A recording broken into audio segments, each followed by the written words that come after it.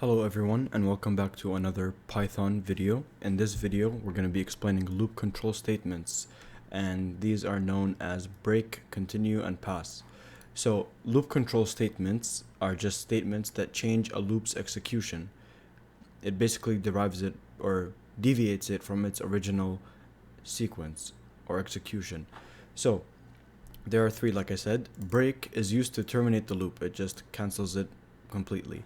Continue skips to the next iteration, and pass just does nothing. It acts as a placeholder because sometimes in some Python statements you just can't leave it empty, so you enter or you type pass, so that acts as a placeholder to do nothing basically.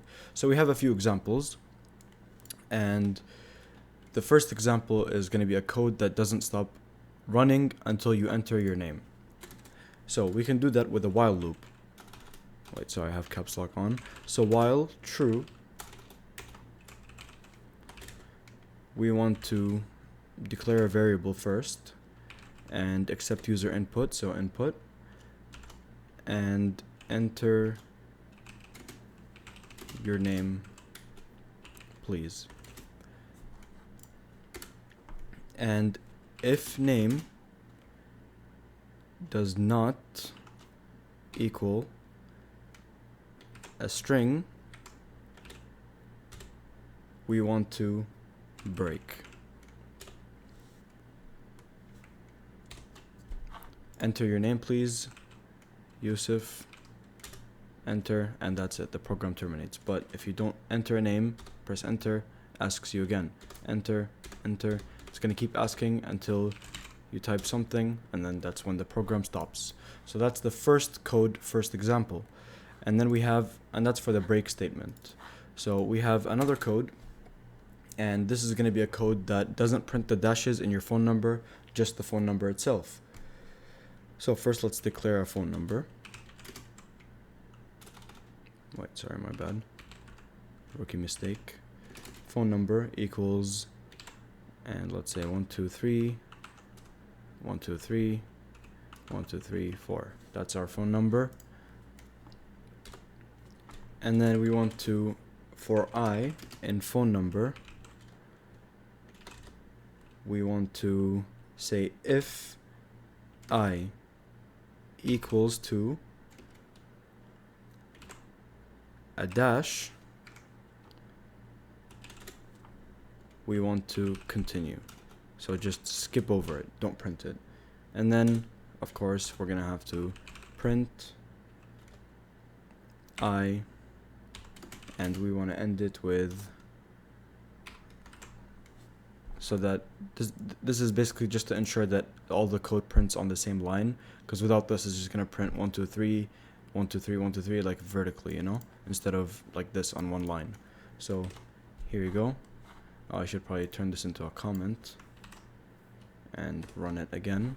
So as you can see, it prints the whole thing without the dashes. If I remove this, it's just going to print it vertically, like I said. So we don't want that, so we keep this, and it prints it on the same line. 4 5 6 7 8 9 0. Run it again, same thing. And then you can change this in any way you want. You can say if I equals to, say, 1, continue. So you run it and it skips 1 and it keeps the dashes. So you can play around with it however you want, but this is just a small, simple example. So let's turn this into a comment. And last but not least, we have a code that prints all the numbers in a range but skips a specific number. So for that, we're going to use a for loop again. So for I in range, say 1 to 10, we want to say if I equal, so which means if I equals to, and then you can just choose whatever number. In this case, let's use maybe 5. We want to pass. If it equals to 5, if I equals to 5, we pass. Else, print I. So if I equals to 5, we pass. We don't do anything. It's just a placeholder, so it does nothing. else, so if it's not equal to 5, we want to print whatever that is. So as you can see, 1, 2, 3, 4 skips 5, 6, 7, 8, 9. And this is, it stops at 9 because 1 to 10, it just doesn't count 10, right? So if you want to count 10, you just say +1, or you can change it to 11, whatever you want, and it counts 10. And then again, of course, if you want to change the number, you can make it 9, and as you can see, it skips 9. If you want to say 10, skips 10. So yeah, that's it for today's Python lesson. If you enjoyed this video or learned something new, please like and subscribe, and as always, this whole code will be posted in the comments down below, and I'll see you guys next time.